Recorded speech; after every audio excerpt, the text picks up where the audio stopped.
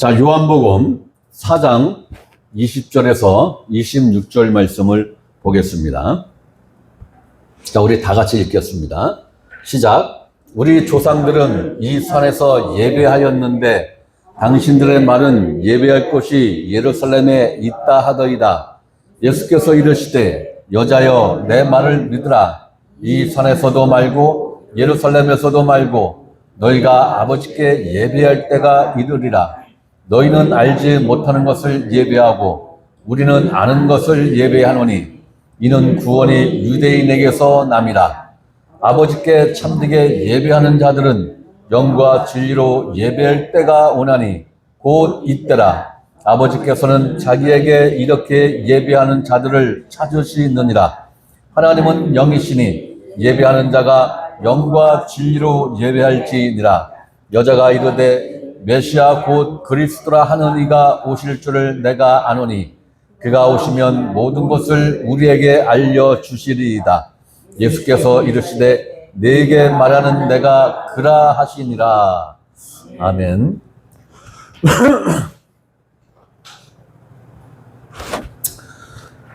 자, 로이드 존스 목사님이 로마서 강해 책 제5권 328페이지에 이렇게 예배에 대해서 설명한 글귀가 있습니다. 사람들이 살아있는 영적 체험에 관해서 점점 알지 못하게 될 때 그 예배가 더욱더 형식적이 되어 간다는 것을 주목한다는 것은 매우 흥미 있습니다. 그러니까 살아있는 영적 체험이 적으면 적을수록 예배가 형식적으로 흘러간다라는 거예요. 네. 이것은 20세기에 있어서 가장 두드러진 사실입니다. 20세기면 우리는 지금 현재 21세기를 지금 살아가고 있는 거예요. 점점 비국교들이 자기들의 예배에 의식적인 요소를 도입해 왔습니다. 여기서 의식적인 요소는 형식을 말하는 거예요. 형식. 여러 가지 형식을 자꾸 도입을 했다라는 거예요. 이것은 영성의 수준이 낮아서 그런 것입니다. 영성 수준이 낮다라는 것은 살아계신 하나님에 대한 체험이 없거나 미미하다는 거죠. 네. 다시 말하면 사람들이 하나님에 대해 살아있는 체험을 하게 될 때 그들은 형식에 점점 덜 의식하게 될 것입니다. 네. 그러니까 살아있는 하나님에 대한 체험이 적거나 희미하거나 없으면은 예배에 대한 형식이 자꾸 화려해지고 그 형식이 자꾸 복잡해진다라는 거예요. 의식화가 된다라는 거예요. 그런데 여러분 한번 생각을 해보세요. 하나님이 율법을 시내산에서 모세에게 주기 전에 우리 믿음의 조상들이 하나님께 드린 제사가 있죠. 거기에 의식과 형식이 있었습니까? 없었죠. 한번 잘 생각해 보세요. 돌단 이렇게 쌓아놓고 거기다 짐승 올려놓고 태웠죠. 네. 제사장 의복 없었어요. 네. 어떠한 형식과 절차 없었어요. 네. 그냥 한 거예요. 그냥 자기가 하고 싶은 대로 그냥 한 거예요. 피 흘리고 각 떠서 태운 거예요. 요 형식만 딱 있었어요. 굉장히 심플하잖아요. 그런데 율법은 아니란 말이에요. 율법은 절차가 굉장히 많아요. 그리고 그 절차마다 하나님이 정한 방법대로 해야 돼. 그 방법에서 어긋나면은 하나님이 인정을 안 하셔요. 예. 그러니까 이런 거를 우리가 생각을 해볼 때도 은혜로 뭔가를 할 때에는 형식이 간단했다라는 거예요. 아주 간단했다. 예. 단순했다라는 거예요. 예. 은혜로 뭔가를 할 때는. 그런데 율법으로 뭔가를 할 때는 절차가, 그리고 하나님이 그 절차에 대한 규정이 까다롭다라는 거예요. 예. 그러니까 의식화, 종교화, 의식화가 되어 가면 갈수록 의식은 복잡하고 까다롭고 화려하다라는 거예요. 예. 그리고 이 종교 의식은 방향은 분명히 신을 향한 방향인데, 외적으로는 신을 향한 방향성은 갖고 있는데, 결국은 누구를 만족시키는 종교 의식이다? 네? 거기에 참석한 인간들의 혼을 자극하고 만족시켜야지만이 제사장에 뭐가 떨어져요? 콩고물이 떨어지는 거예요. 콩고물이. 네. 왜 무당들이 그렇게 작두에 올라타고 그렇게 펄쩍펄쩍 뛰면서 그 춤사위를 하고 몇 시간을 뛰어? 몇 시간을 뛰어요? 저도 뭐 나이트 클럽은 아니더라도 뭐 비슷한 데서 하긴, 네, 미치니까 뛰더라고요. 술에 취해서 미치면 2시간, 3시간 뜁니다. 네. 무당들도 꽤 긴 시간을 뛰잖아요. 그럼 누구를 만족시키기 위해서 뛰는 거예요? 네? 국비가 100만 원짜리는 100만 원어치 뛰는 거고, 네, 1억짜리는 1억 원어치 뛰어야 되는 거예요. 그죠? 네. 분명히 우리가 볼 때는 이 무당이 신을 만족시키기 위해서 저렇게 뛰는구나. 네. 방향성은 그래요. 그죠? 네. 그런데 몇 시간을 뛰는 걸 본 의뢰인이 볼 때, 나를 위해서 저렇게 열심히 하는구나. 이 마음이 생길까요? 안 생길까요?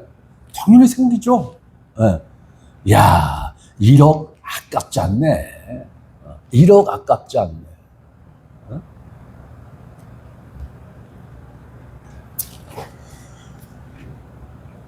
자, 말씀을 봅니다. 요한복음 4장 20절.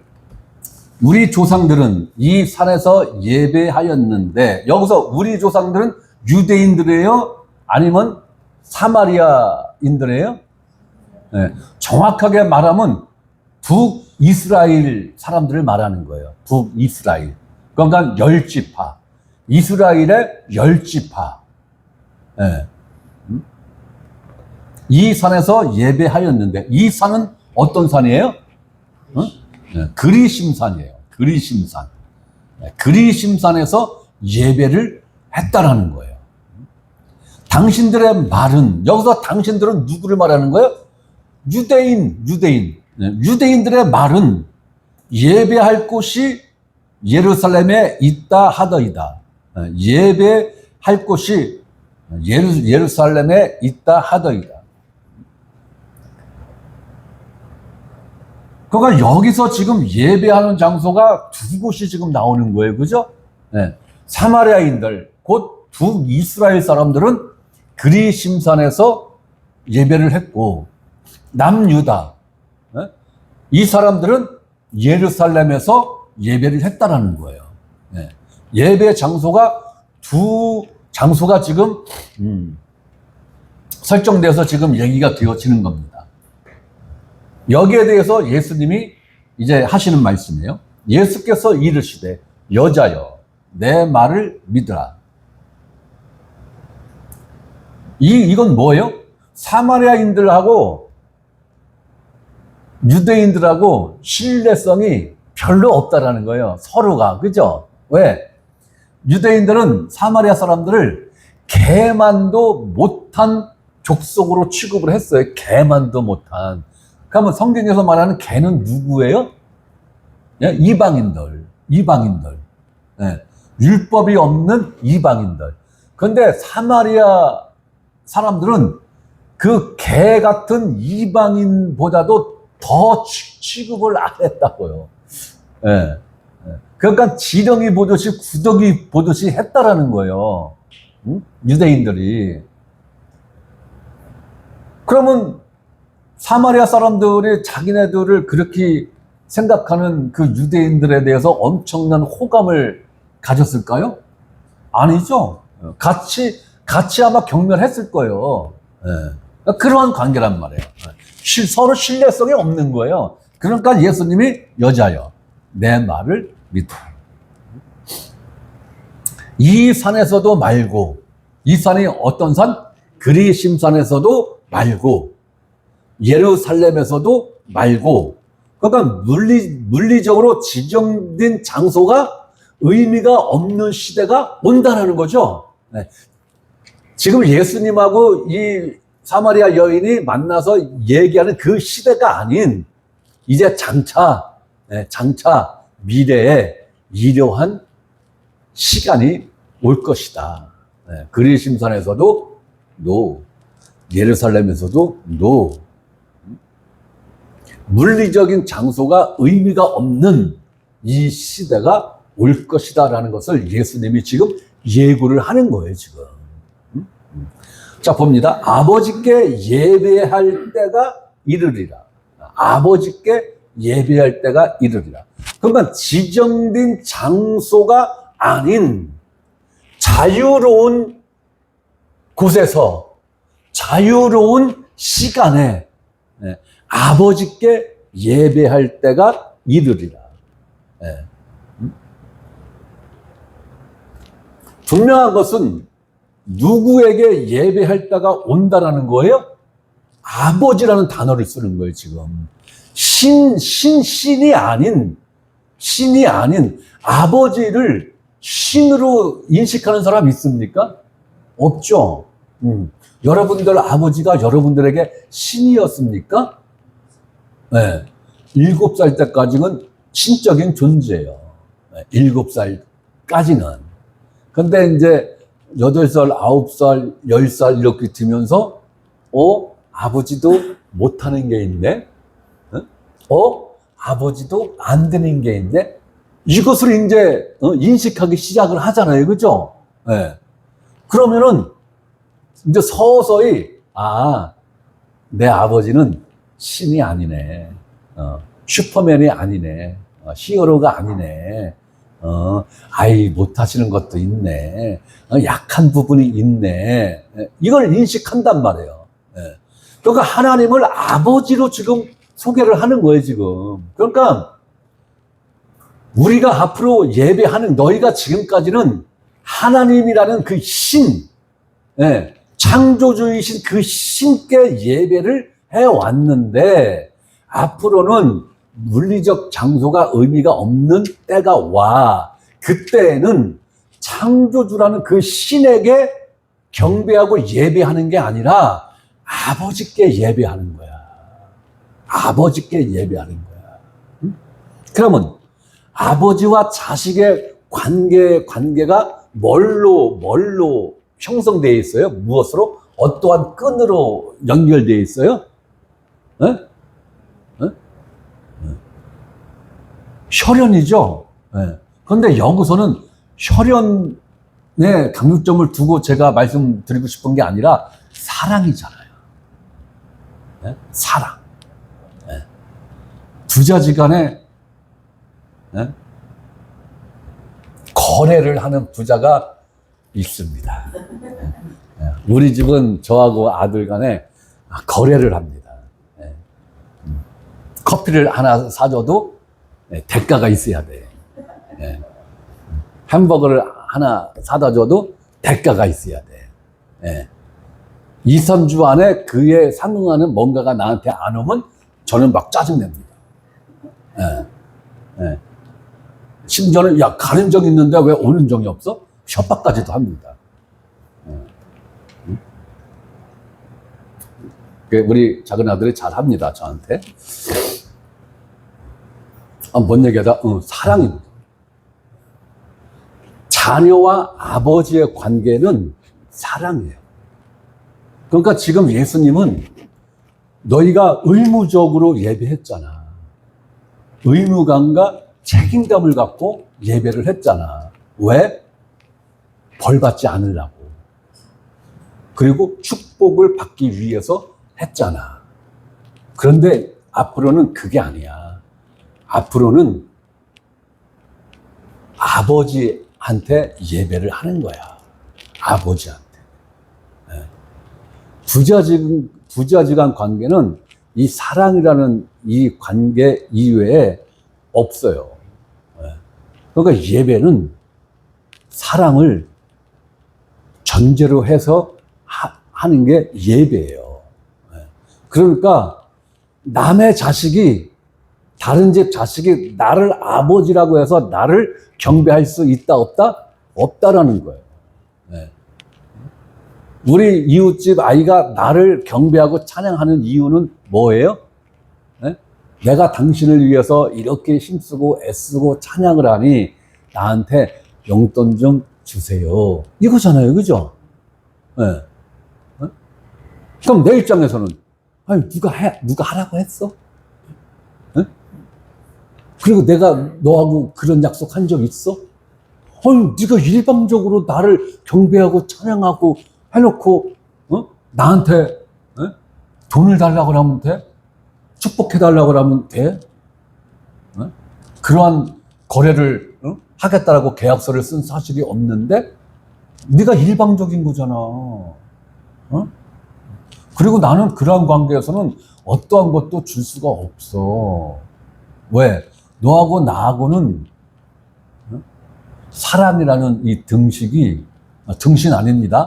등식이 결여되어 있잖아. 그렇기 때문에 나한테 너가 바라는 축복은 갈 수가 없어. 그 똑같은 원리잖아요, 지금. 아버지께 이 사마리아 여인은 정통 유대인도 아니고 이방인이라 하기도 그렇고, 자, 유대인들은 이방인들을 향하여 개라고 하였고, 예수님도 자녀의 떡을 취하여 개들에게 줌이 마땅하지 않다라고 했어요. 그죠? 이때 당시에 유대인들이 사마리아 사람들을 보는 관점은 개만도 못한 존재라고 본 거예요. 그래서 유대인들이 북쪽 지방을 갈 때는 그 중간에 사마리아 성이 있는 거예요. 그 사마리아 성을 관통을 해서 가면은 이틀 내지 3일이면 목적지에 갈 수 있어. 그런데 개만도 못한 것들이 살고 있는 사마리아 땅 자체를 밟으면 부정타. 그러니까 사마리아 성을 삥 돌아서 일주일 걸려서 갔다고요. 일주일 걸려서. 그 정도로 유대인들이 사마리아인들을 경멸을 했다고요. 사마리아 땅을 밟는 것 자체를 굉장히 불경스럽게, 요즘으로 말하면 재수탱이 없는 일이다 라고 이렇게 인식을 했었다라는 거예요.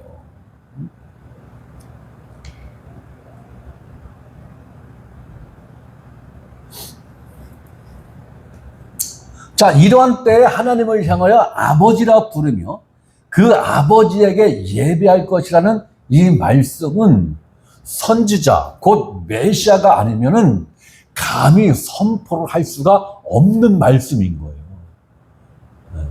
이걸 만약에 유대인들한테 했다, 바리새인들한테 했다, 그 자리에서 돌에 맞아 죽어도 할 말 없는 거란 말이에요.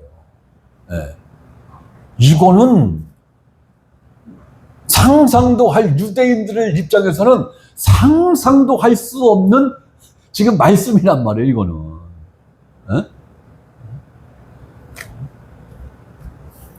분명 이 말씀은 하나님이 아니시고서는 감히 선포할 수 없는 말씀이라는 것입니다.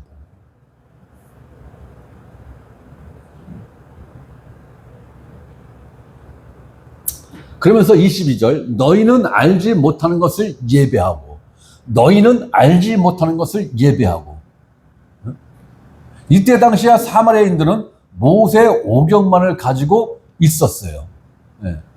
그러니까 창세기, 출애굽기, 레위기, 민수기, 신명기 요 5권만 갖고 있었고, 그 나머지 39권이니까 34권은 사마리아인들에게는 없었어요. 네.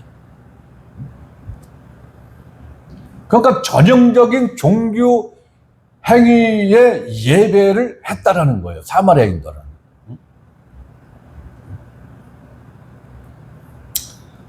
그런데 사마리아인들 입장에서는 과연 그들은 하나님에 대해서 모른다고 생각을 하고 있었을까요? 그들 나름대로 난 하나님 알아. 하나님이 어떠한 분인지 알아. 창조주야. 우리를 애굽에서 업어서 독수리 날개에 태워서 우리를 홍해를 건너게 했잖아. 광야에서 만나를 주신 분이야. 다 알아. 다 알지. 왜 몰라. 그런데 지금 예수님의 평가는 너희는 알지 못하는 것을 예배하고 있다. 그러니까 알지 못하면서 예배할 수 있다라는 거예요. 네. 지금 이제 다른 교회에서는 이제 준비 찬송 하고 있겠네요. 그죠? 네. 준비 찬송 하고 있을 시간이에요. 그들 모두는 다 하나님을 안다고 생각을 하는 거예요. 그리고 하나님께 예배 드리기 위해서 각 교회에서 지금 대한민국 600만 명 이상이 지금 모이고 있는 거란 말이에요. 네. 그들 나름대로 하나님을 알아요. 그들 나름대로 예수 그리스도를 알아요. 그들 나름대로 십자가를 알아요. 네. 그들 나름대로 알고 있는 복음의 내용이 있단 말이에요. 네. 그렇다 하여 하나님을 아는 예배를 하는 것이 아닐 수도 있다라는 것을 지금 예수님이 하시는 말씀이란 말이에요. 자, 우리는 아는 것을 예배하노니 이는 구원이 유대인에게서 남이라. 우리는 아는 것을 예배하노니, 여기서 말하는 우리는 누구를 지칭해서 하는 말일까요?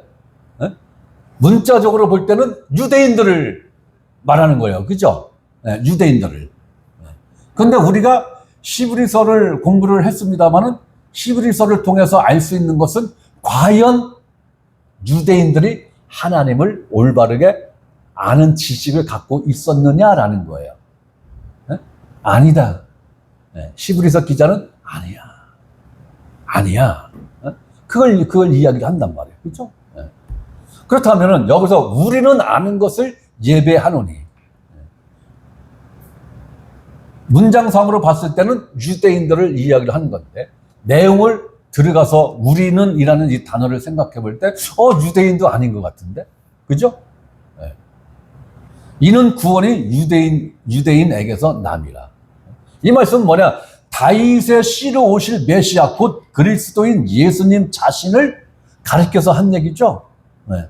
나는 유대인의 혈통으로, 메시아는 유대인의 혈통으로 이 땅에 와야 돼. 그리고 왔어. 네. 그 얘기를 지금 하는 거예요. 그러면서 23절, 아버지께 참되게 예배하는 자들은, 자, 아버지입니다. 계속. 그죠? 하나님이 아니에요. 신이 아니에요. 아버지예요, 아버지. 혈연관계라는 거예요. 이 혈연관계에서 끊을 수 없는 뭔가가 흐르는데 그것이 뭐다? 사랑이라는 거예요.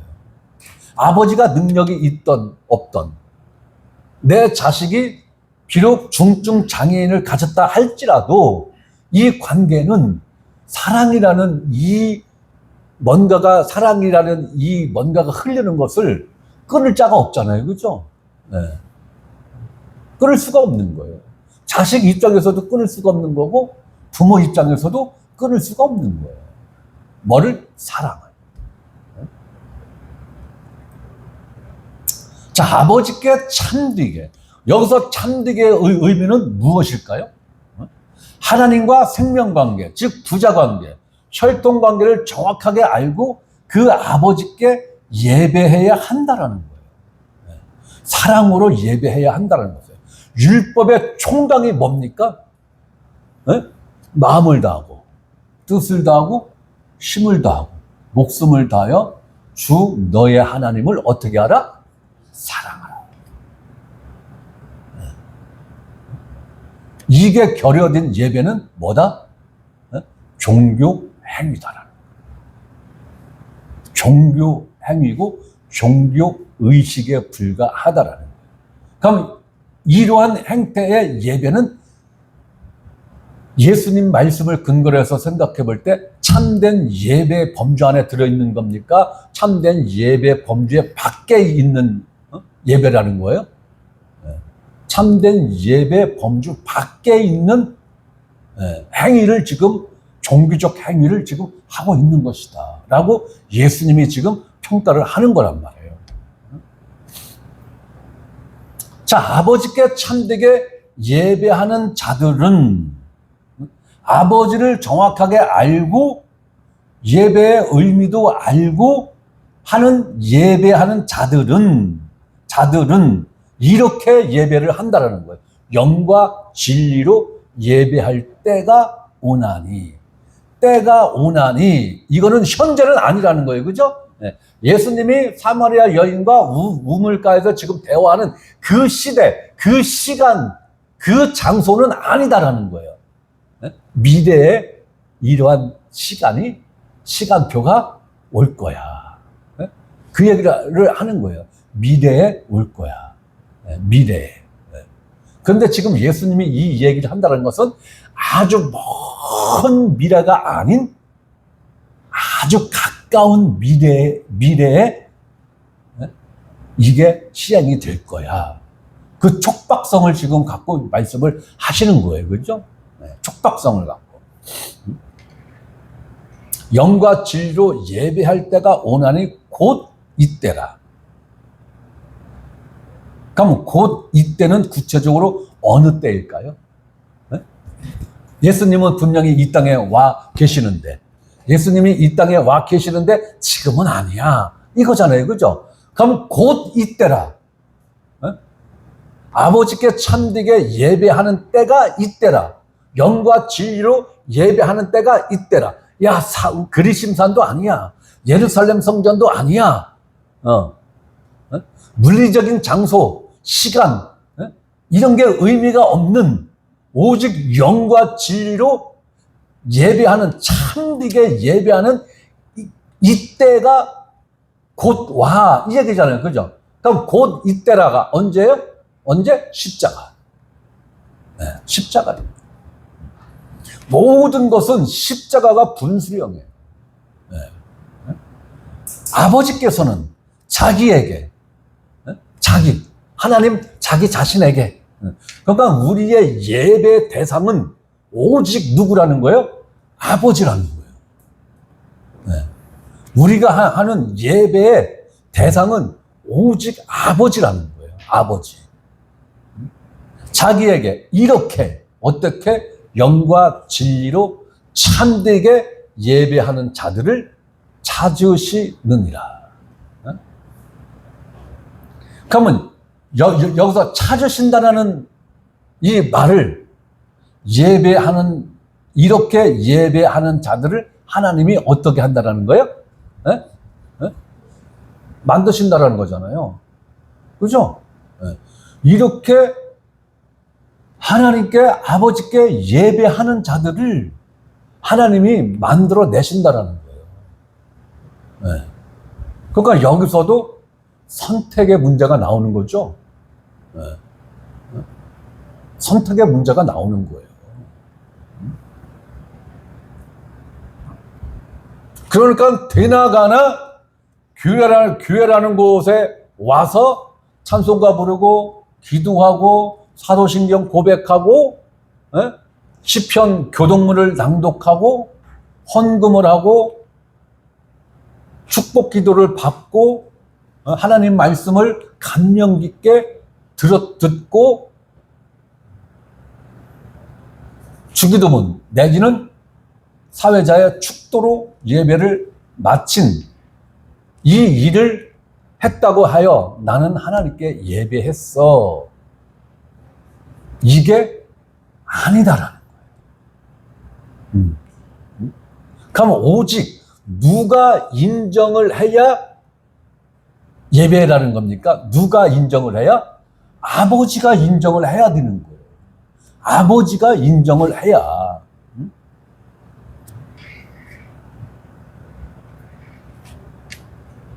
그러니까 지금 예수님이 이 하신 말씀은 뭐가 전제가 돼야 예배자로서의 최소한의 자격 조건이 이것이야.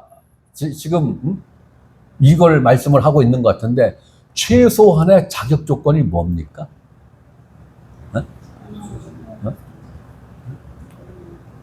아니 최소한의 자격 조건.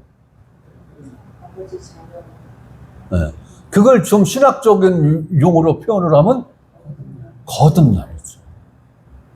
거듭난 사실이 있어야 하나님을 아버지라 부를 수 있고,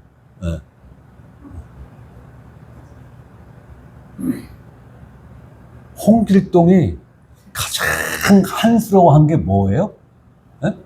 아버지를 아버지라 부를 수 없는 게 가장 한스러운 거예요. 그죠? 아버지 재산을 뭐 못 물려받고 아버지하고 같은 울타리에서 뭐 같이 못 살고 아버지와 겸상을 하지 못한 게 서러운 게 아니라 분명 나를 낳으신 내 아버지를 향해서 대감마님 이 호칭을 썼다라는 게 홍길동의 마음에 가장 큰 짐이었고 상처였어요. 그렇잖아요. 그죠? 네. 그런데 아버지 입장에서 하나님 입장에서 내 자식이 아닌데 자꾸 나한테 아버지라고 그래. 응? 응? 이러면 아버지 입장에서 마음이 편할까요? 아우 쟤는 왜 나를 보고 아버지라고 그래. 얘 그러지 마. 내 와이프가 들으면 나 이혼당해. 응? 얼마나 씨를 뿌리고 다녔으면 대한민국에서만 600만 명의 아버지가 세상에. 응? 하나님은 진짜 와이프가 있었으면 600만 번 가까이 이혼 당하고도 싸. 네. 자식이 아닌 애들이 자꾸 아버지라고 그래. 응? 그리고 심지어는 용돈도 줘, 하나님한테. 아우, 지극정성이요. 응? 이게 아니라는 거예요. 이게 아니다.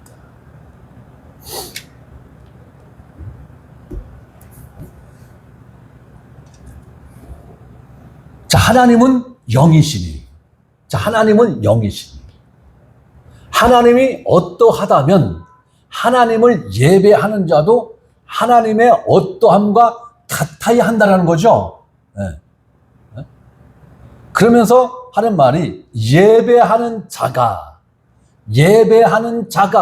하나님을 예배하는 자는 어떻게 예배를 해야 된다는 거예요? 반드시 어떠한 모양으로 예배를 해야 된다는 거예요? 영과 진리로 예배할지니라. 네, 영과 진리로 예배를 해야 된다는 거예요. 영과 진리로. 그럼 여러분들은 여기서 예수님이 말씀하신 영과 진리로 예배해야 돼. 아버지께서 찾으시는 예배, 아버지께서 기쁘게 받아들이는 예배, 가인이 아닌 아벨의 예배로서 인정을 받는 예배는 반드시 영과 진리로 예배해야 돼. 이걸 얘기하는 거잖아요. 그렇죠? 그렇다면 여기서 예수님이 말씀하신 영과 진리가 무엇이냐라는 거예요. 영과 진리가. 뭐 제가 말씀드리는 중에 뭐 간간히 이 부분은 제가 설명을 했기 때문에 여러분들은 그 의미를 다 알고 계시리라 저는 생각을 합니다. 자, 영이 뭘까 그러면? 영. 첫째, 거듭난 그리스도인의 영. 그죠? 예레미야서와 에스겔서에 하나님이 약속하신 그 새 영. 그죠? 네. 두 번째 생각해야 될 영은 거듭난 그리스도인의 영에 거하시는 성령님. 이 두 영에 대해서 우리는 생각을 해야 되는 거예요. 저는 개인적으로 여기서 영과 진리로 해서 영은 거듭난 그리스도인의 새 영이 반드시 있어야 되고, 그 다음에 이 거듭난 그리스도인들의 새 영에 임재하신 성령이 계셔야 정확하게 영이다. 영이다. 자, 로마서 7장 6절에 이렇게 하나님은 말씀을 하셨습니다. 이제는 우리가 얽매였던 것에 대하여 죽었으므로 율법에서 벗어났으니 이러므로 우리가 영의 새로운 것으로, 자, 여기서 영의 새로운 것은 어떤 영을 말하는 거예요? 거듭난 영, 그죠? 네. 하나님이 구약 성경에서 약속하신 그 새 영, 네. 그걸 말하는 거란 말이에요. 자, 영의 새로운 것으로 섬길 것이요. 섬긴다라는 것을 예배학적 용어로 바꾸면 예배죠. 네. 예배할 것이요. 율법 조문에 묵은 것으로 아니할지니라. 그러니까 예배는 영으로 하는 거예요. 영으로. 죽은 영은 가치가 없는 거죠. 반드시 살아있는 영. 하나님이 선물로 주신 새 영. 거듭난 그 생명으로서만이 예배자로서의 최소한의 자격 조건이라는 거예요. 최소한입니다. 최소한.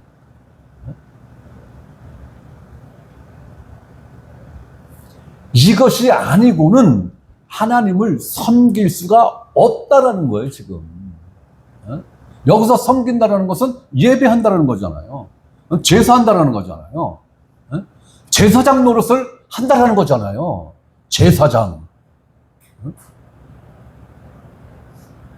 자, 로마서 6장도 한번 봅니다. 로마서 6장 12절, 14절입니다.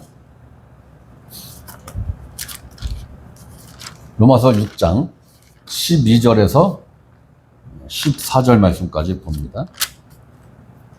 그러므로 너희는 죄가 너희 죽을 몸을 지배하지 못하게 하여 몸의 사욕에 순종하지 말고, 또한 너희 지체를 불의의 무기로 죄에게 내주지 말고 오직 너희 자신을 죽은 자 가운데서 다시 살아난 자 같이 하나님께 드리며 너희 지체를 의의 무기로 하나님께 드리라. 자, 그러면은 여러분들의 이 말씀을, 아우 좋은 말씀이네, 아유 은혜스러운 말씀이네, 요 정도만 생각하면은 이건 하수입니다. 그럼 여기서 우리는 뭘 봐야 돼요? 뭘 봐야 돼요? 제사장의 모습을 여러분들이 읽을 수 있어야 되는 거예요. 그러면 구약 성경에서 율법적 제사는 하나님께 제물을 드릴 수 있는 유일한 존재가 누굽니까? 제사장이죠. 제사장이 아닌 다른 사람이 이 제사 의식을 행하고자 하면은 큰일 납니다. 반드시 하나님으로부터 인정받아야 받은 그 제사장만이 그리고 하나님이 정하신 그 규례대로 그 절차대로 1.1에게 실수 없이 하나님께 제물을 드리는 자가 제사장입니다. 그런데 여기 어떻게 되어 있어요? 너희 지체를 의의 무기로 하나님께 드리라. 이 말씀을 하나님께 드리라라는 얘기를 누구한테 지금 하고 있는 거예요? 성도 각 개인에게, 그죠? 네. 그럼 이 말씀은 뭐예요? 성도 각 개인, 너희 스스로가 하나님께 드려야 돼. 무엇을? 너희 지체를. 하나님이 쓰시는 무기로 너희가 드려야 돼. 이 얘기는 뭐예요? 성도 거듭난 그리스도인들 하나가 한 분이 지금 어떠한 자격을 갖고 있다라는 거예요? 제사장의 자격을 갖고 있다라는 말씀인 거예요. 제사장이다라는 거예요.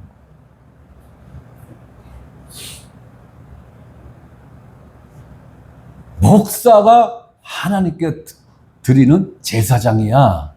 이 개념을 갖고 있는 사람들은 저는 100% 거듭난 사실이 없다. 복음을 단 1%도 모르는 율법주의자다. 율법주의자는 구원 100% 못 받습니다. 그가 누구라 할지라도, 어떠한 직분과 직책을 가졌다 할지라도 율법주의자는 구원 받을 수 없습니다.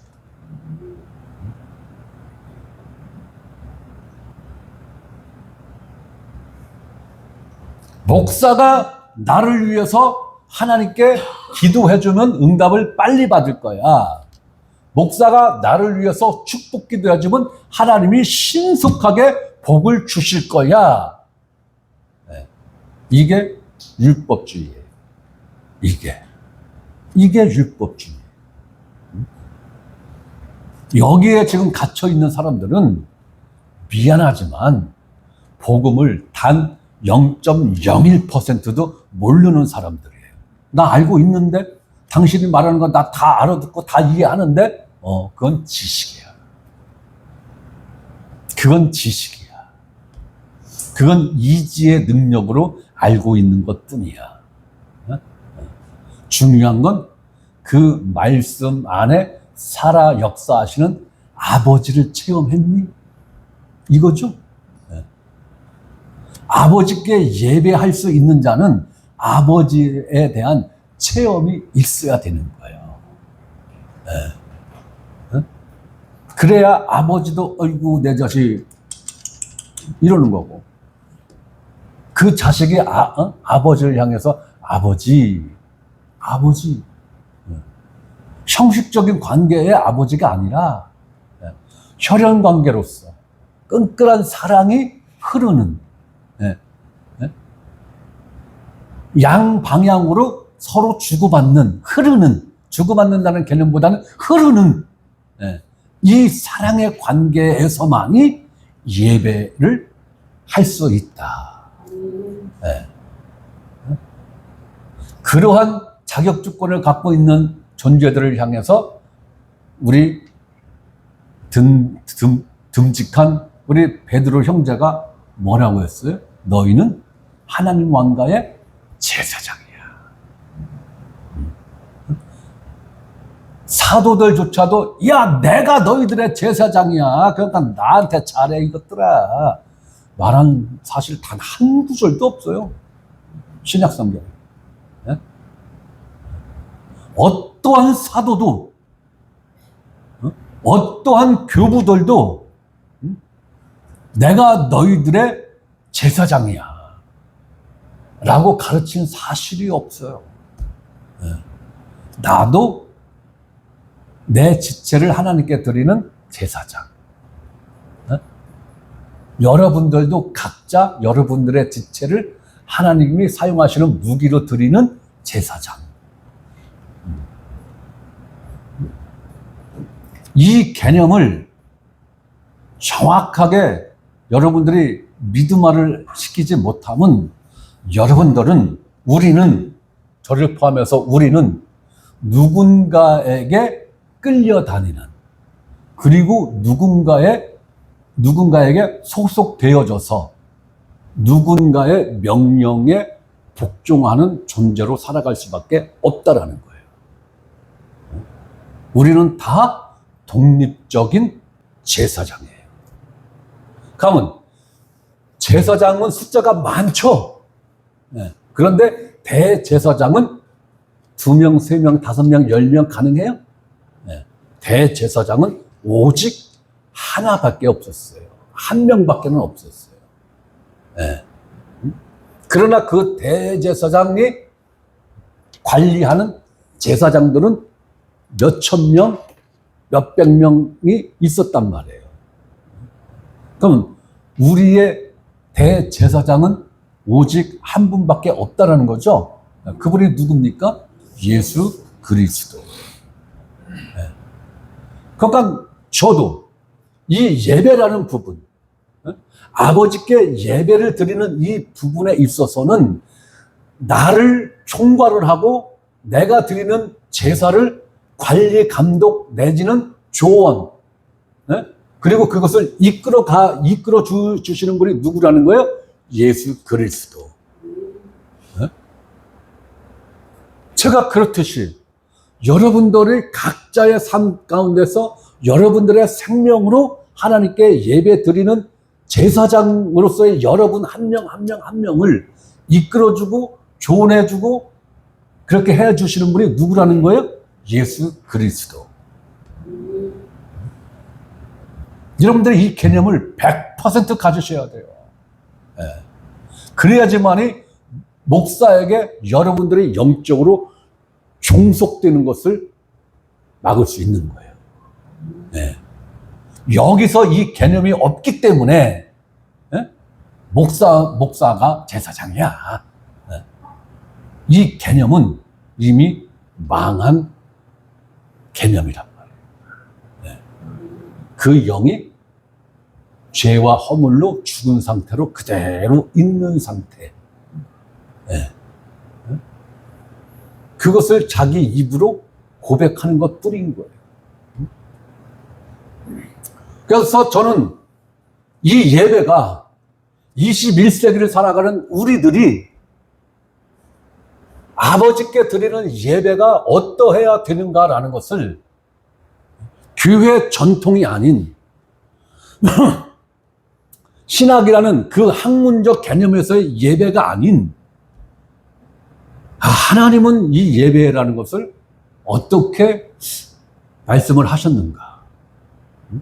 예수님은 이 예배라는 부분에 대해서 어떠한 정의를 갖고 말씀을 해 놓으셨는가? 성령님은 이것을 우리 각자에게 어떻게 적용을 하시는 건가? 유일한 근거는 뭐가 되어야 됩니까? 성경이에요. 교회 전통 아닙니다. 교단의 교단법 아니에요. 각 교단은 예배 의식과 예배 그 형식을 교단법에 정해놓고 있어요. 있습니다. 목사 안수 받을 때 이것을 지키겠다라는 서약을 반드시 합니다. 그렇다면 저는 지금 우리 교단의 예배 이 조항을 지금 차마 내 입으로는 말 못하겠네. 지금 그렇게 하고 있는 거예요. 왜? 뭐가 상위법이기 때문에 기록된 하나님 말씀이 최상위법이기 때문에. 자, 로마서 12장 1절을 봅니다. 로마서 12장 1절. 자, 로마서 6장, 우리가 지금 방금 읽은 13절 말씀과 비슷한 말씀인데, 맞나요, 이게? 12장 1절이?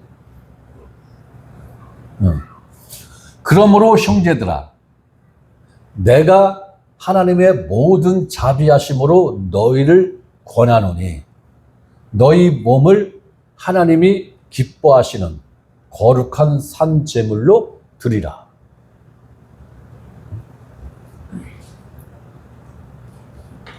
그러면 누가 제사장이 되어서 무엇을 하나님께 드리라는 거예요? 내가 제사장이 되어서 내 몸, 내 생명, 이것을 하나님께 제물로 바치라는 거잖아요. 그죠? 네. 그러니까 아브라함이 이삭을 산 제물로 하나님께 바쳤잖아요. 그죠? 네. 아브라함이 자식을, 자기가 낳아서 기른 그 자식을 하나님이 기뻐 받으시는 산 제물로 드렸다. 그러면 이삭은 제물이고 아브라함은 뭐예요? 제사장이란 말이에요. 네. 그런데 이제는 하나님이 한술 더 뜨는겨. 네 자식이 아니고 너를, 제사장인 너를 하나님이 기뻐 받으시는 산 제물로 드려라. 이 말씀을 예수님이 어떠한 말씀으로 선포를 했어요? 너희가 내 제자가 되려면은 이걸 반드시 해야 돼. 그것도 일평생에 한 번이 아니고 매일매일, 매 순간마다 이것을 해야 돼. 뭐예요? 너희 자신을 어떻게 해야 된다? 부인해야 돼. 너를 부인해야 돼. 그것도 매일. 이건 뭐예요? 말씀을 하는 거예요? 우리의 삶, 우리의 생활, 우리의 생명, 그 자체가 곧 옛사람, 아담에게 속해 있는 그 옛사람, 아담에게 물려받은 그 옛사람을 어떻게 해야 된다는 거예요? 죽여야 된다. 십자가에 못 박아야 된다 이거예요. 그러한 존재만이 나를 따르고 나를 따르는 제자가 될 수 있느니라. 네. 그러면 제사장이 되려면은 이 예수님이 말씀하신 제자의 조건을 갖추어야 되는 거죠. 네. 거듭남이에요. 1000번, 10,000번, 10억 번을 반복해서 말을 해도 질리지 않는 그 말, 거듭남. 이것이 대전제예요. 네. 여기서부터 시작하는 거예요. 네. 예배는, 아버지께 드리는 참된 예배는 이게 출발선상이란 말이에요. 이게 거듭남의 출발선상이란 말이에요. 네. 거듭나지 못한 사람들은 100m 육상 경기에 나왔는데 아직 출발선에 못 섰어. 네. 못 서 있는 사람들이야. 네. 그러면서 심판이 땅 총을 쏘니까 같이 뛰고 있어. 같이 뛰고 있어. 심지어는 대표 선수를 제끼고 이 사람이 1등을 해버렸어. 네. 100m 기록이 6초밖에 안 나와서. 대표 선수로 나와서 뛴 사람은 8초대, 9초대인데, 이 사람은 6초대야. 그러면 이 사람 1등한 상 줘요, 안 줘요? 안 주죠? 왜? 자격 미달이야. 기록은 좋았는데 자격 미달이야. 안 되는 거예요.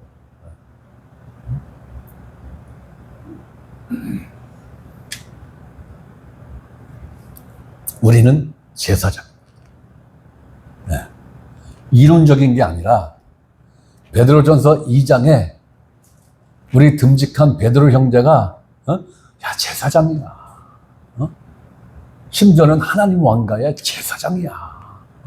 그걸 단어적으로 성경에 그렇게 되어 있을까 그런가 붙이고 이거는 아니에요.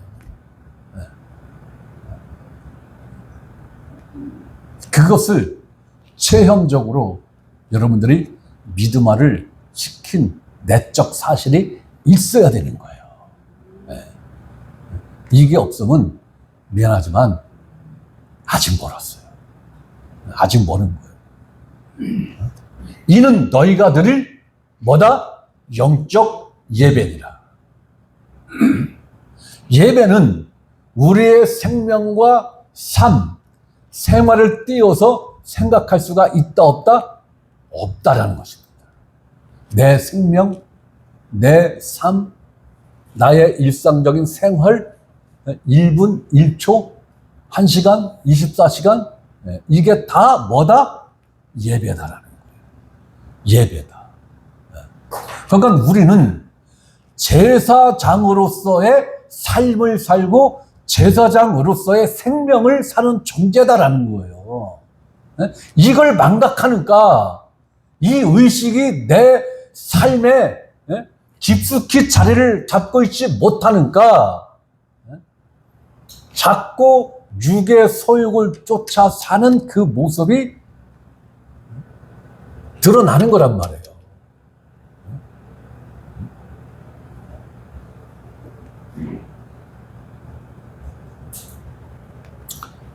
이 개념을 반드시 가져야 돼요.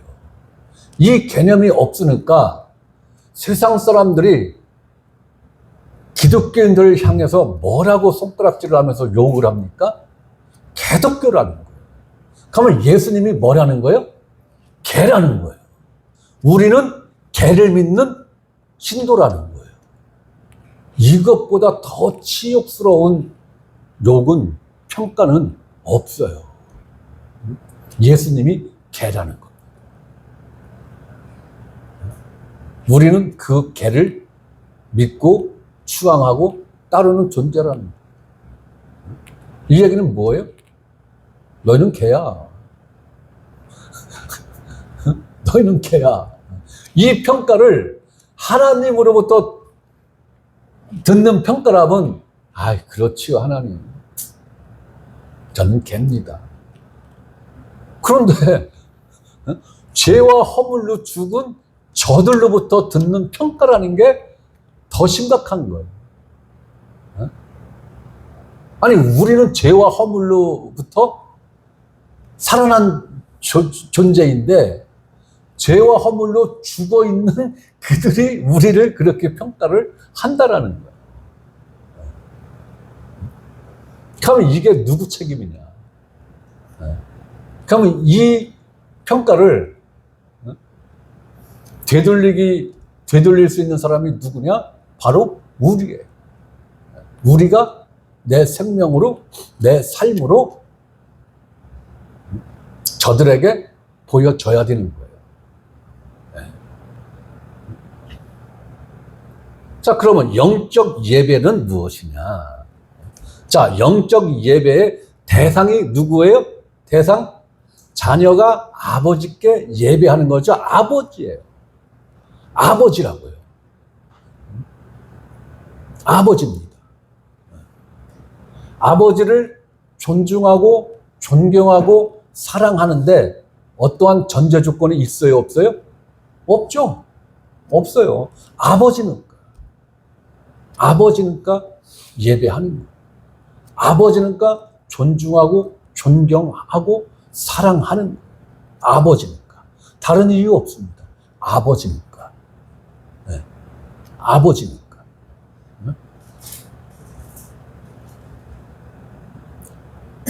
자, 영적 예배의 방법은 무엇이냐? 예배하는 자가, 아버지의 자녀가 영과 진리로 해야 한다는 것입니다. 영과 진리로 해야 된다. 네. 형식이 아닌, 절차가 아닌 영과 진리로 해야 한다. 즉, 실질적인 예배 주체자는 진리이신 성령 하나님이라는 거예요. 여기서 말하는 영도 성령 하나님, 진리도 성령 하나님. 우리는 진리하면 예수님만 생각하잖아요. 그렇죠? 성령이 무슨 성령이라고? 진리의 성령이십니다. 그러니까 그리스도인들의 예배의 주체자는 그 예배를 총괄해서 이끌어 가시는 분은 누구라는 거예요? 진리의 성령이셔. 주의 영이시며 하나님의 영이신 그 성령. 그러면서 진리의 성령이신 우리 성령 하나님이 내 삶을 예배로 지금 이끌어가고 있다라는 거예요. 거기에 내가 제사장으로서 순종하는 거죠. 제사장으로서 우리 각자가 순종하는 거예요. 자, 그럼 영적 예배의 내용은 무엇이 되어야 하느냐? 진리신 예수 그리스도 안에서 혹은 진리신 예수 그리스도로 말미암아 생명과 삶으로 하는 예배이어야 한다는 거예요. 생명과 삶으로. 찬송의 제사와 선을 행하고 서로 나누어주는 제사를 하나님이 기뻐하신다. 자, 히브리서 13장 15, 16절. 그러므로 우리는 예수로 말미암아 항상 찬송의 제사를 하나님께 드리자. 이는 그 이름을 증언하는 입술의 열매니라. 여러분들 수요일 날 동영상 반드시 보셔야 됩니다.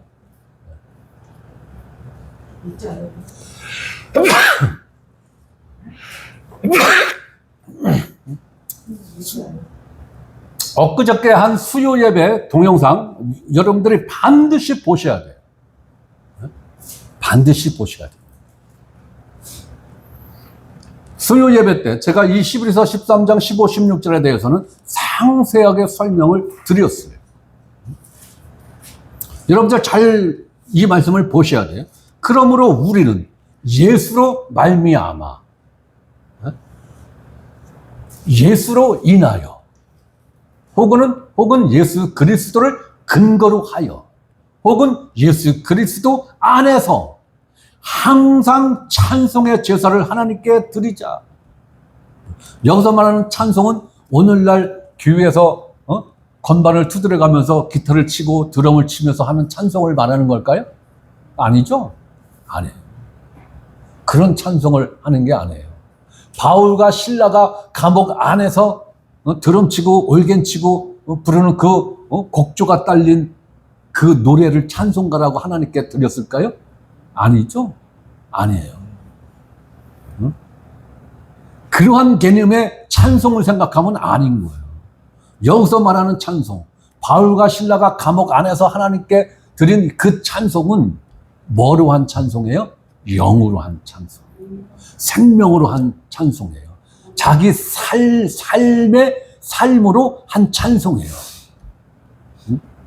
그러니까 하나님께 드려지는 이 찬송은 환경의 영향을 1도 받지 않는 찬송이란 말이에요.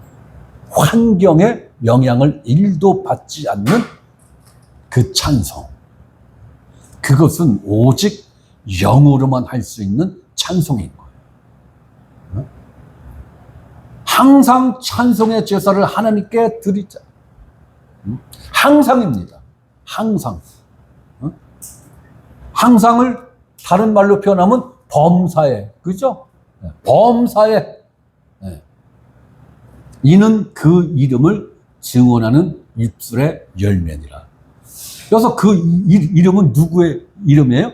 예수 그리스도의 이름을 증언하는 입술의 열매니라. 무엇이? 찬송이. 찬송이.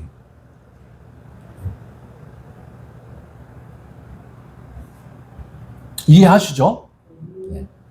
그러면서 16절에 오직 선을 행함과 서로 나누어 주기를 잊지 말라. 하나님은 이 같은 제사를 기뻐하시느니라. 자, 오직 선을 행함과 서로 나누어 주기를 잊지 말라. 저는 이 말씀을 세상을 향한 말씀이라고 1차적으로 생각하지 않습니다. 이 말씀은 반드시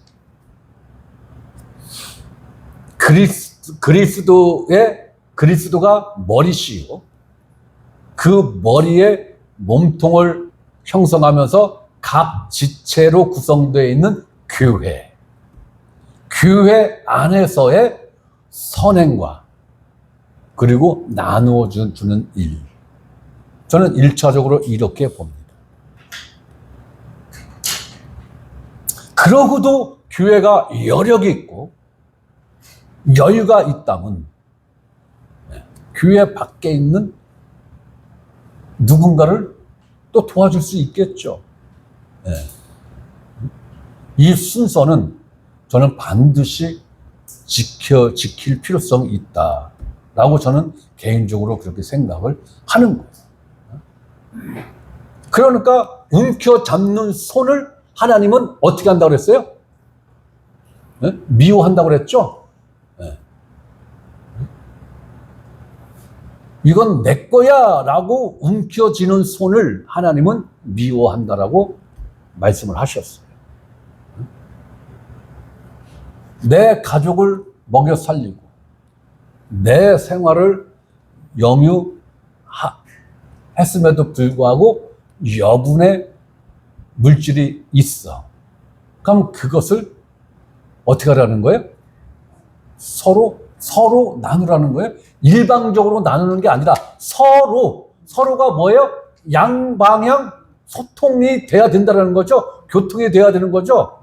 일방 통행이 아닌 가고 오고 하는, 많이 가진 자는 많이 나누고 적게 가진 자는 적게 나누고, 어쨌든 이 나눔이 서로 양방향으로, 일방 통행이 아닌 양방향으로 서로 주고받는, 나누는 이 일이 하나님이 기뻐하시는 제사, 예배라는 거예요. 그럼 이게 뭡니까? 이 16절을, 율법의 총강이 두 가지죠. 한 가지는 앞에서 제가 조금 전에 말씀드렸고, 두 번째 총강이 뭐예요? 내 이웃을 네 몸과 같이 어떻게 하라? 사랑하라. 하나님은 구호로서의 사랑, 입술로 하는 이 사랑을 원하는 게 아니라 실질적인 사랑을 일방통행이 아닌 양방향으로 해야 된다는 거예요. 양방향으로. 이것을 야고보서에 뭐라고 이야기했어요? 행함이 없는 믿음은 뭐한 믿음이다? 너무 고상해, 죽은 믿음은. 너무 고상하게 표현하는 거야. 뒤진 믿음이. 죄송합니다. 뒤진 믿음인 거예요. 충청도 사투리입니까? 저거 뒤졌어. 죽은 믿음입니다. 결국은 죽은 믿음으로 하는 예배는 하나님하고 상관없는 일방통행 예배를 지금 하고 있다는 거예요. 그렇죠? 일방통행의 예배. 그러니까 주여, 우리가 선지자 노릇했어요. 내가 암병 걸린 사람을 그냥 수두룩하게 고쳤어요. 그것도 예수님의 이름으로 했던 게요. 이렇게 막 자랑질을 했어요. 그러니까 예수님이 뭐라고 그랬어요? 불법을 행한 자들이 내게서 떠나가라. 난 너 몰라. 난 너 몰라. 이거잖아요. 아니, 심지어는 예수님의 이름으로 능력을 행했다니까요. 그런데도 예수님은 난 몰라. 난 몰라. 서로 시기함으로 예수님의 이름을 증거하는 자들이 있다고 제자들이 와서 예수님한테 일렀나요? 그랬을 때 예수님이 뭐라고 그랬어요? 놔둬라. 나하고는 상관이 없는 자들인데 그냥 놔둬. 내 이름이 증거가 되고 내 이름으로 인하여 능력이 나타남은 그것을 체험한 사람들이 누구를 믿겠니? 나를 믿는 거야. 그러니까 나도. 그러니까 능력은 예수님 이름 자체에 능력이 있는 거지, 내가 능력이 있어서 어떠한 현상이 나타나는 게 아니라는 거예요. 그러니까 예수를 믿지 않고도 예수님의 이름으로 얼마든지 병 고치고 이적과 표적을 행할 수 있다는 거예요. 이걸 정확하게 인식을 해야 돼요. 능력만 나타나면 무조건 선지자야, 하나님의 위대한 종이야. 아니라고요. 그렇게 행한 자들을 예수님은 불법을 행했다고 그랬어요. 왜? 자기 이름을 불법으로 도용했잖아요. 그럼에도 불구하고 예수라는 이름 자체에 능력이 있기 때문에 능력이 드러나는 거란 말이에요.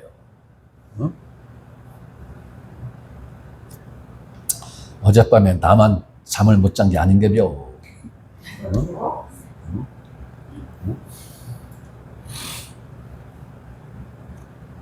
우리는 이러한 말씀들을 가볍게 생각하면 안 됩니다. 정말 무거운 말씀이에요. 비중이 굉장히 큰 말씀으로 우리는 인식을 해야 됩니다. 자, 이 예배에 지도자가 누구라는 거예요? 자, 예배하는 자가 자신의 생명과 삶을 제사장이 되어 아버지께 드리는 예배죠. 지금 쭉 말씀하신 말씀들이, 그죠? 네. 목사를 지칭해서 한 말씀이 단 한 구절도 없어요. 거듭난 그리스도인 너 자체가 제사장이야. 그렇기 때문에 너의 예배는 너가 제사장이 되어서, 너가 예배의 주체자가 되어서 하나님께 너 자신을 드리는 이 예배가 하나님이 기뻐 받으시는 예배다.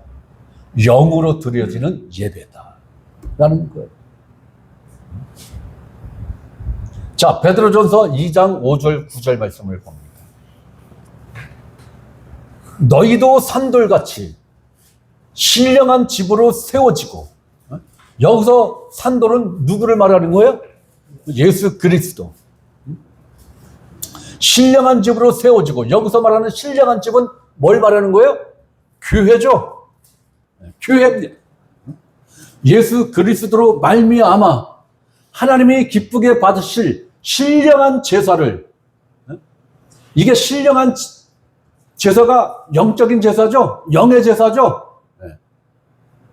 영의 제사를 드릴 거룩한 제사장이 될지니라.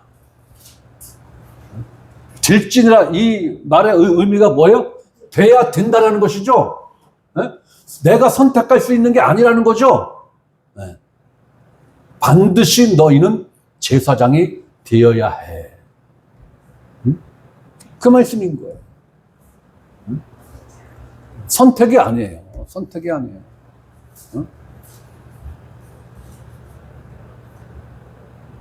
그런데 이 말씀을 여러분들이 믿음으로 받아들이지 않는다면 이 말씀과 우리하고는 전혀 상관이 없는, 그죠? 내 몸 밖에서 둥둥둥둥둥둥둥 떠다니는 뗏목에 불과하다. 이 말씀이 내 안에 들어와서 내 영의 양식으로, 그리고 내 영을 이끌어가는 진리로 작동이 돼야, 내가 하나님으로부터 임명받은 제사장이로구나 라는 이 개념이 내 안에서 확고하게 세워지는 거예요. 무엇으로? 믿음으로.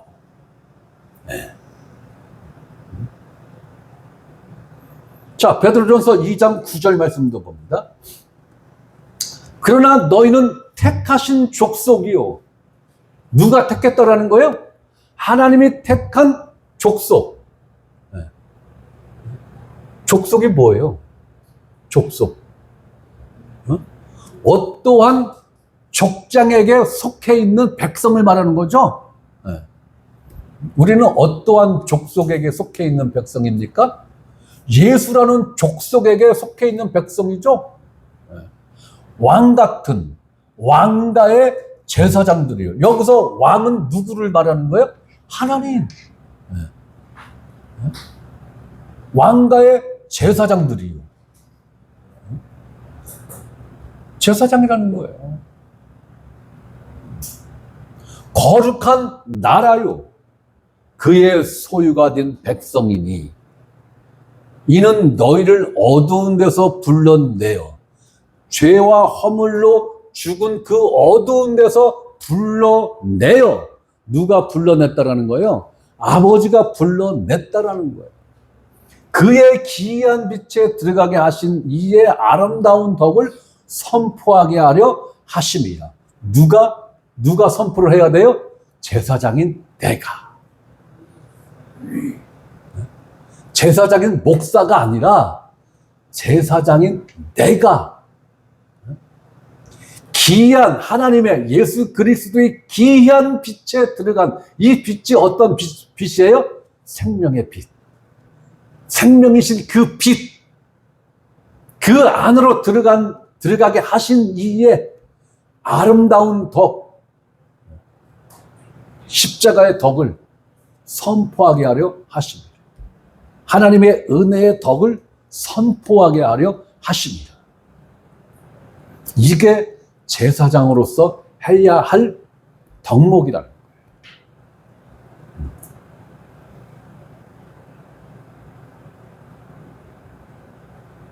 때와 장소 구애받는 것 없이 하루 24시간 예수 그리스도 안에서 이러한 예배를 집도하는 제사장이다. 누가? 우리 각자의 내가. 자꾸 내가 하니까 여러분들은 목사가 동영상을 보시는 분들도 목사가 제사장이지. 아니. 네.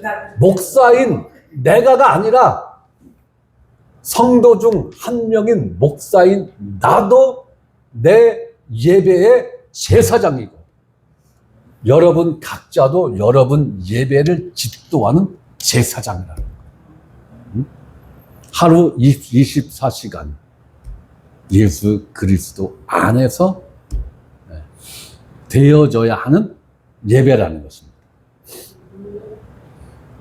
형식은 주의 영이시며 진리의 영이신 성령 하나님이 주신 자유로 얽매임 없이 곧 형식 없이 자유롭게 하면서도 반드시 무엇이 있어야 된다? 질서가 있어야 된다. 질서가 있어야 된다. 자, 서두에 제가 로이드 존스 목사님의 책에서 발췌한 내용을 읽어드렸는데 다시 한번 그 내용을 읽어드리겠습니다. 사람들이 살아있는 영적 체험에 관해서 점점 알지 못하게 될 때 그 예배가 더욱더 형식적이 되어 간다는 것을 주목한다는 것은 매우 흥미있습니다. 이것은 20세기에 있어서 가장 두드러진 사실입니다. 점점 비국교들이 자기들의 예배에 의식적인 요소를 도입해 왔습니다. 이것은 영성의 수준이 낮아서 그런 것입니다. 다시 말하면 사람들이 하나님에 대해 살아있는 체험을 하게 될 때 그들은 형식에 점점 덜 의식하게 될 것입니다.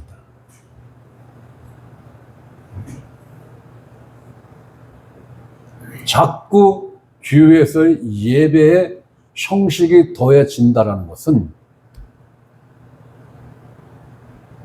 성도 한 명 한 명이 제사장이 되어 드리는 예배에서 벗어난 형식이라는 거예요. 그 이유는 하나님에 대한 살아있는 체험이 없기 때문에. 여기에 대해서 설교자인 나의 생각은 이렇습니다. 하나님에 대한 살아있는 체험이 적거나 아예 없을 때에 예배는 형식에 치우치거나 형식이 더 강화된다는 것일 수도 있다는 것입니다. 예배가 화려하고 감동적이며 웅장하며 필요 이상으로 극적인 면이 있다면 무엇인가를 가리거나 숨기기 위한 트랙일 수 있다. 무엇인가를 가리거나 무엇인가를 숨겨야 해야 된다. 자, 오늘날 교회가 이 말씀을 모르기 때문에 로이드 목사님이 이야기한 것처럼 종교적 형식과 절차 그리고 혼을 만족시키는 일에 열광을 하고 있는 것입니다. 제가 직접 본 건 아니고 저도 전해 들은 이야기는 이렇습니다. 교회가 클수록 재정적 여유가 있는 교회일수록 메이저 3사 방송국의 쇼 프로그램을 능가하는 쇼를 연출하고 있다는 것입니다.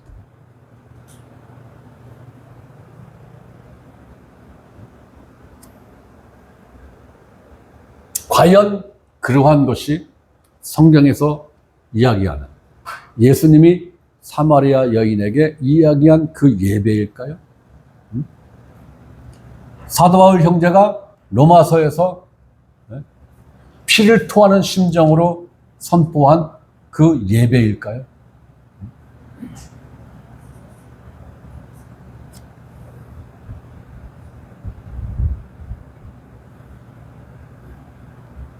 조금만 더 하고 일부를 마치겠습니다. 자, 두 번째, 진리입니다. 진리. 영과 진리로 예배할 때가 온다라고 했을 때 두 번째, 진리. 첫째, 예수 그리스도 자신을 의미하죠. 이 진리는. 그래서 예배는 반드시 진리로 혹은 진리 안에서 이루어져야 한다는 것입니다. 이 얘기는 예수 그리스도 안에서 이루어져야 한다는 거예요. 네. 둘째, 성령 하나님을 의미하는 것입니다. 성령 하나님을. 자, 요한복음 14장 6절에 예수께서 이르시되 내가 곧 길이요 진리요 생명이니 나로 말미암지 않고는 아버지께로 올 자가 없느니라. 네. 진리, 길이, 생명입니다. 이 세 가지 요소가 정확하게 있어야 돼요. 아버지께로 갈 자는, 아버지께 예배를 드리는 자는, 아버지가 기뻐 받으시는 제사장이 되기 위해서는 반드시 길이신 예수 그리스도를 걸어야 하고 진리이신 예수 그리스도 안에 거해야 하고 생명이신 예수 그리스도가 연합된 이 사실이 있어야 아버지께로 나아갈 수 있다. 아버지께로 올 수 있다. 네. 아버지께로 갈 수 있는 자가 오직 누구만 허용됐습니까? 제사장들에게만. 여러분들이 제사장이 아니라면 아버지께 갈 수 없습니다. 아버지께 직통으로 나아갈 수 없어요. 여러분들의 제사장이 아니라면 기도할 자격 없습니다. 축복할 자격 없어요.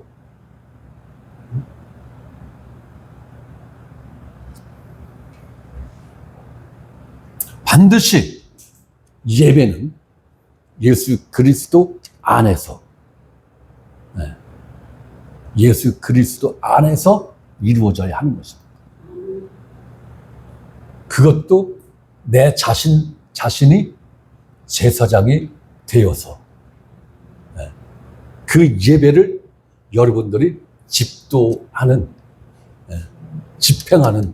그 제사장이 되어야 한다라는 거예요. 자, 요한복음 14장, 고린도후서 3장 17절입니다. 주는 영이시니, 여기서 말하는 주는 예수님을 말하는 거예요? 하나님을 말하는 거예요? 하나님을 말하는 거예요. 하나님은 영이시니, 주의 영은 누구를 말하는 거예요? 성령 하나님이 계신 곳에는 무엇이 있다? 자유가 있느니라. 자유가 있다라는 거예요. 자유가. 자유는 하나님이 주신 선물입니다. 자유민주주의는 하나님이 주신 선물이에요. 미국이라는 이 나라를 통해서 자유민주주의가 체계화가 됐습니다. 그리고 모든 인류 헌법에 자유라는 이 단어가 헌법 조문에 들어간 유일한 국가고 시작점이 된 국가가 미국입니다. 그래서 미국은 위대한 국가입니다. 저는 그렇게 생각해요. 바로 그 헌법을 상당 부분 갖고 들어와서 자유 대한민국 헌법에 미국의 이 자유민주주의 정신을 그대로 담아내신 분이 누굽니까? 이승만 대통령입니다. 대한민국의 국부는 이승만 대통령이에요. 우리는 이걸 여사히 여기면 안 됩니다. 그렇기 때문에 자유 대한민국으로서 이 나라가 단군이 창건을 했는지 뭔지는 모르겠는데 어쨌든 대한민국 국민의 한 사람으로서 단군 창건 이래 이렇게 자유롭고 이렇게 번영하고 이렇게 부가 차고 넘치는 시대는 처음이죠. 네. 20세기, 21세기를 살아가는 우리들이 처음으로 체험하고 있는 것입니다. 참으로 감사한 일이에요. 자, 예배는 얽매이는 예배가 되면 된다, 안 된다? 안 된다라는 거예요. 안 된다. 얽매인다라는 것은 뭐예요? 형식이 있다라는 거예요. 너희가 이 형식을 벗어나면 안 돼. 나는 그 기준선이 있다라는 거예요. 그렇죠? 네. 그러나 성경은 그렇게 말한 사실이 없어요. 주의 영이 계신 곳에는 자유가 있느니라. 자, 여러분들의 영 안에 누가 지금 계십니까? 성령님이 계시죠?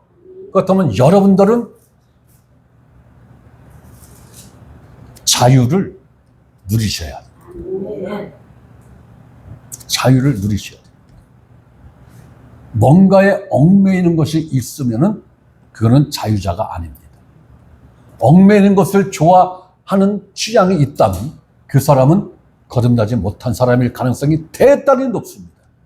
왜? 성령이 그 영 안에 없기 때문에 뭔가에 얽매이는 것에 대해서 크게 부딪힘이 없다라는 거예요.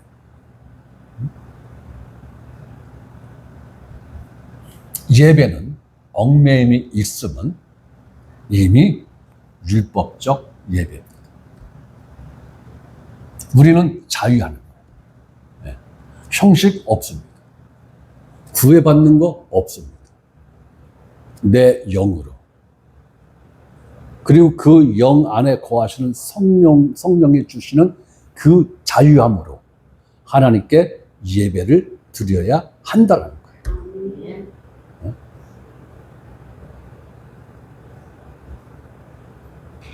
그렇다면 여기서 말하는 주의 영이 계신 곳에는 자유가 있느니라. 무엇으로부터의 자유일까요? 요한복음 8장 31절에서 36절을 읽고 설명하세요 라고 원고에 되어 있는데 이것을 읽고 설명하면은 한시는 돼야 될 것 같은데. 그래서 아시죠? 무엇으로부터의 얽매임이 없어야 되고 무엇으로부터의 자유가 있어야 됩니까? 죄로부터의 얽매임이 없고 자유함이 있어야 됩니다. 율법으로부터의 얽매임이 없고 자유함이 있어야 된다는 것입니다. 자, 요한복음 16장 13절에 그러나 진리의 성령이 오시면 그가 너희를 모든 진리 가운데로 인도하시리니 그가 스스로 말하지 않고 오직 들은 것을 말하며 장래의 일을 너희에게 알리시리라. 자, 진리의 성령이 여러분들에게 오셨습니까? 그렇다면 그 진리의 성령이 여러분 한 사람 한 사람을, 저를 포함해서 어디로 인도한다라는 거예요? 진리로 인도한다라는 거예요. 그 진리가 무엇인데? 예수 그리스도. 예수 그리스도에게로, 예수 그리스도 안으로 점점 더 깊은 예수 안으로 우리를 이끌고 가신다라는 거예요. 예수 안으로 더 깊이 들어가면 들어갈수록 더 큰 자유와 더 깊은 자유가 있죠. 그러나 성경에서 말하는 더 깊고 큰 자유는 무엇입니까? 방임, 방종을 이야기하는 걸까요? 아니죠. 더 깊은 하나님에 대한 성찰과 순종이 내 영에서 나온다라는 거예요. 내가 의식해서 하는 순종이 아니라. 자, 요한일서 5장 6절. 이는 물과 피로 임하신 이시니 곧 예수 그리스도시라.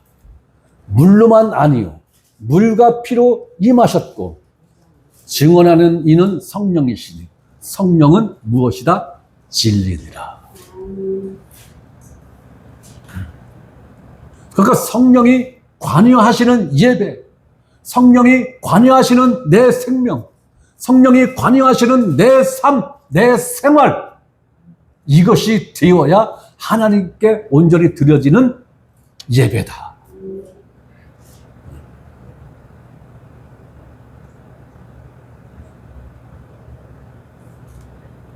신약교회 예배는 질서가 유지되는 단순성을 특징으로 하고 있다는 거예요.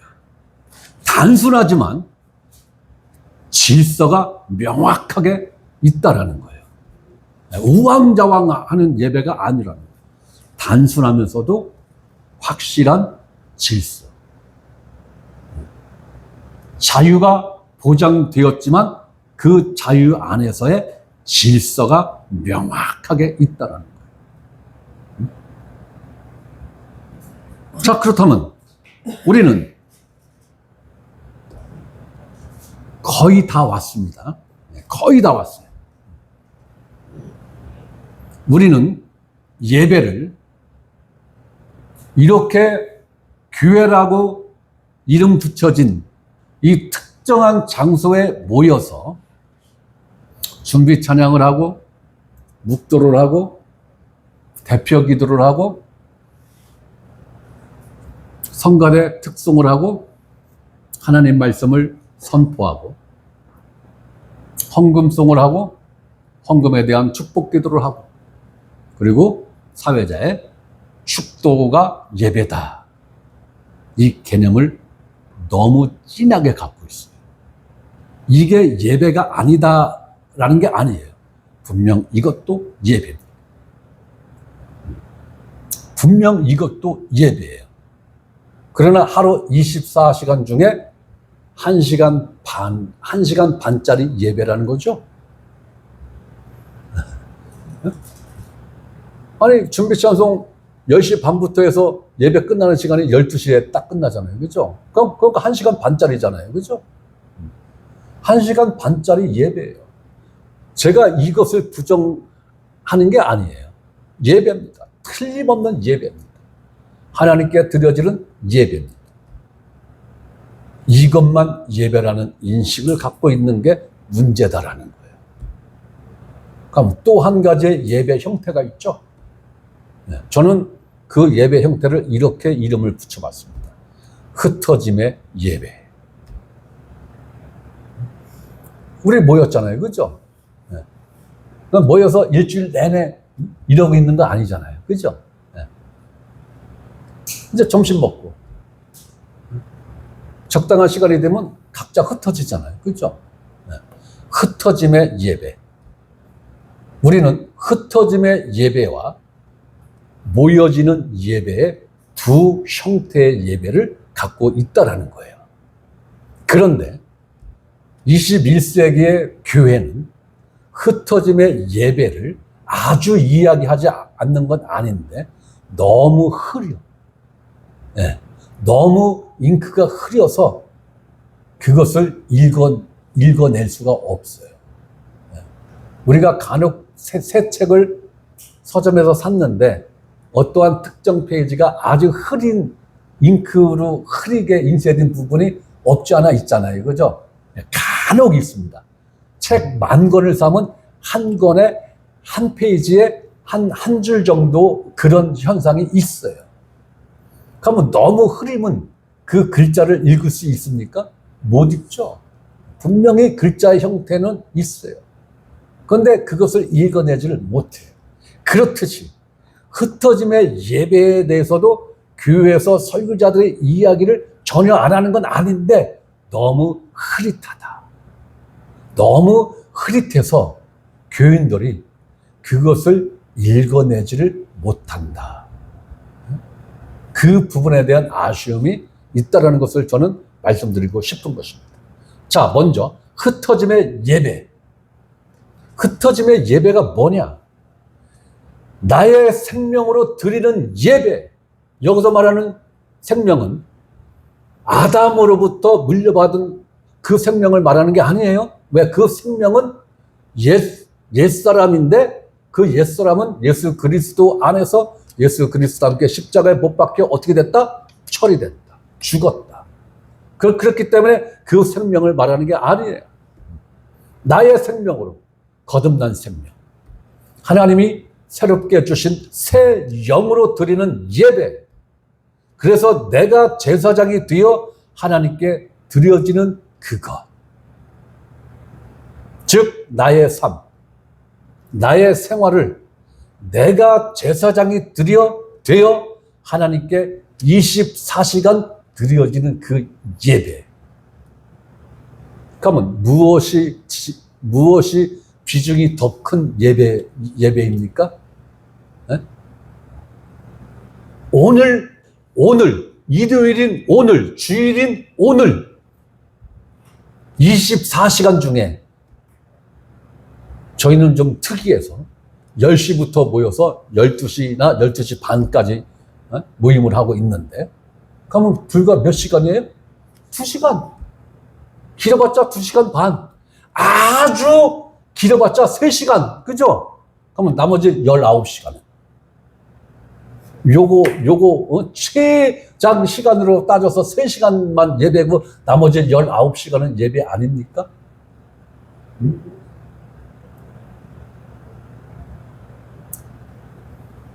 흩어져서 각자의 삶의 현장으로 돌아가서 드려지는 그 19시간이 더 중요합니까? 여기 모여서 예배라는 것을 하는 이 3시간이 더 비중이 큰 겁니까?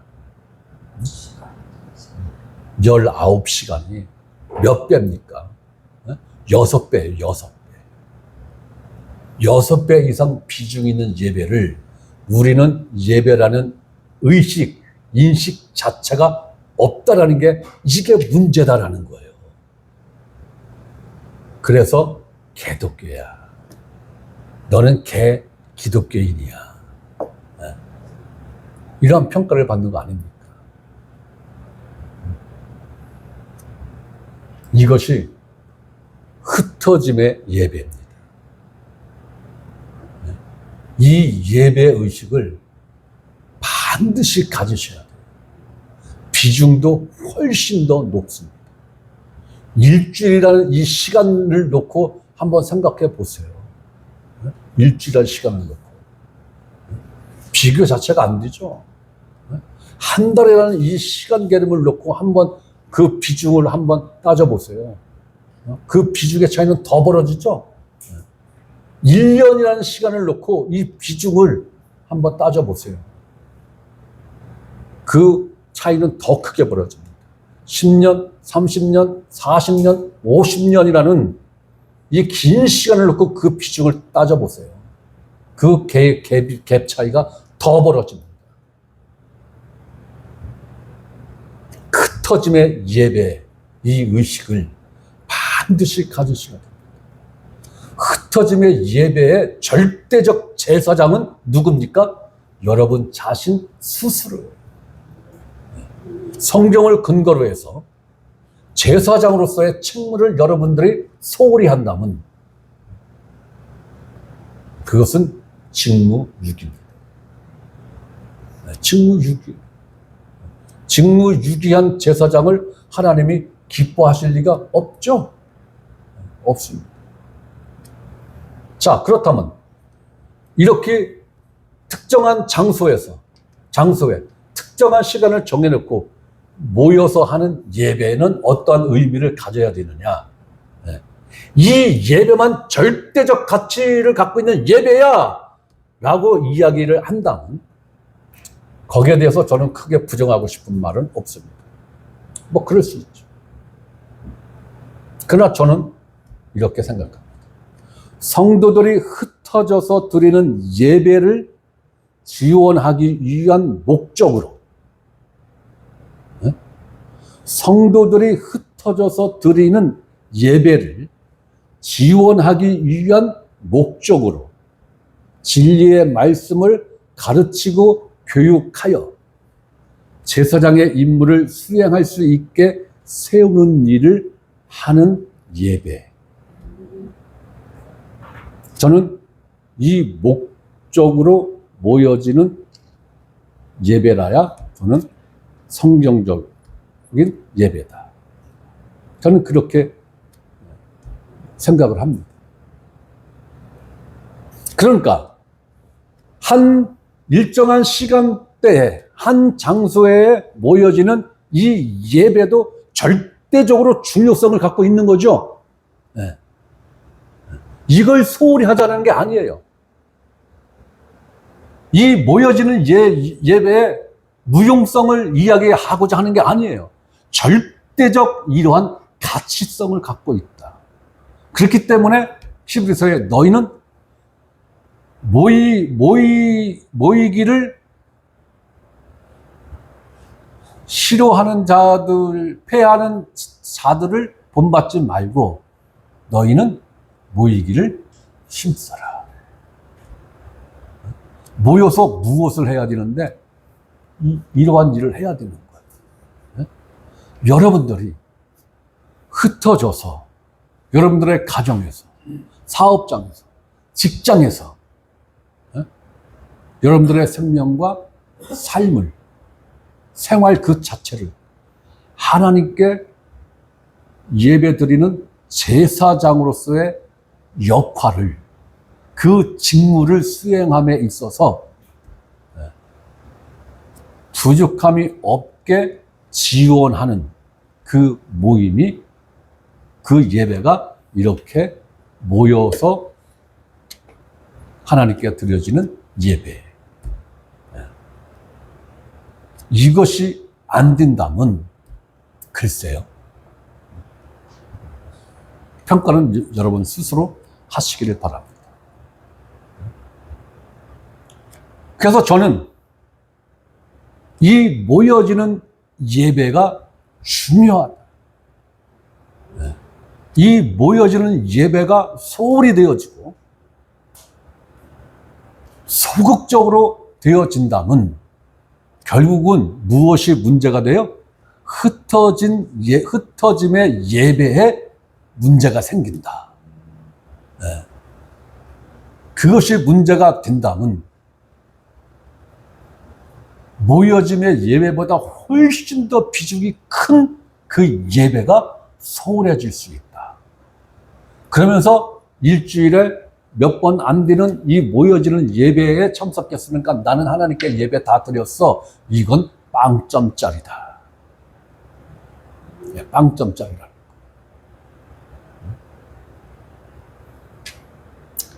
바로 이것이 생명교회가 추구하며 이루어 가고자 하는 예배입니다.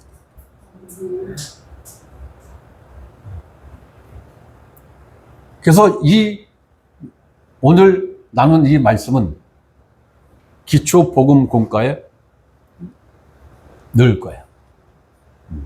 반드시 넣어야 됩니다. 그리고 정기적으로 이 말씀을 드릴 거예요. 생명교회는 이러한 예배의 당위성과 하나님이 주신 이 목적성을 가지고 우리는 예배를 해야 한다. 그러나 비중은 모여지는 이 예배보다 흩어져서 여러분들 각자가 제사장으로서 드려지는 그 예배의 비중이 몇 갑절 더 크다. 그 예배를 직접 집도하는 것은 여러분이 제사장으로서 스스로 하는 예배다. 네. 자, 오늘은 여기까지.